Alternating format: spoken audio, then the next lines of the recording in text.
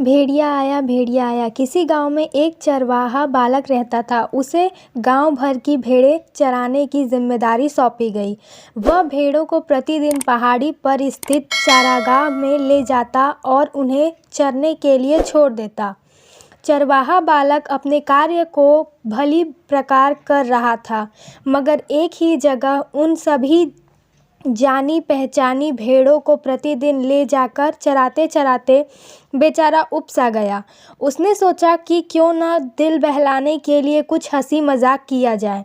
बस लगा जोर जोर से डरी हुई आवाज़ में चिल्लाने, भेड़िया आया, बचाओ बचाओ, भेड़िया भेड़ों को खा रहा है।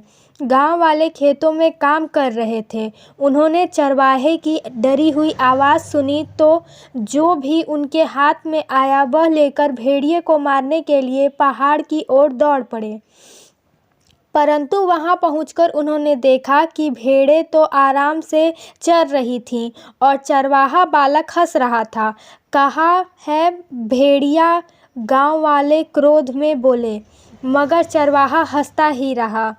दूसरे दिन चरवाहा भेड़ों को चराने पहाड़ी वाले मैदान में ले गया, मगर जब वह एक पेड़ के नीचे बैठा अपनी बांसुरी बजा रहा था, तभी उसे गुर्राने की आवाज़ सुनाई दी। उसने सिर उठाकर देखा तो कुछ दूर पर सचमुच बड़ा सा भेड़िया गुर्राता हुआ भेड़ों की ओर बढ़ रहा था।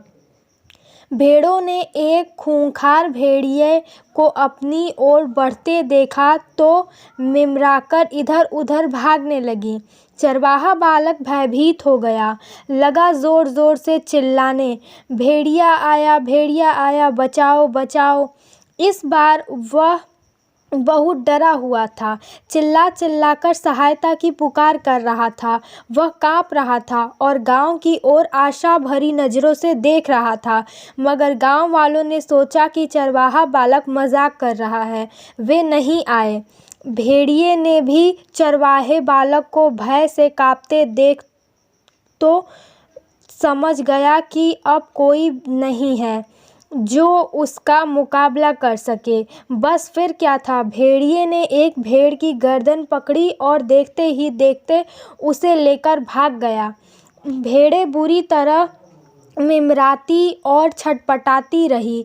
चरवाहा बालक रोता हुआ गांव वालों के पास आया और दर्द भरी कहानी सुनाई। वह अपने किए पर बुरी तरह पछता रहा था। चरवाहे बालक के माता पिता तथा गांव वालों ने उसे खूब डांटा। बालक ने भी अपने मूर्खतापूर्ण कार्यों के लिए क्षमा मांगी और वादा किया कि भविष्य में वह ऐसा मजाक नहीं करेगा। शिक्षा: झूठे व्यक्ति की सच्ची बात पर भी विश्वास न करो।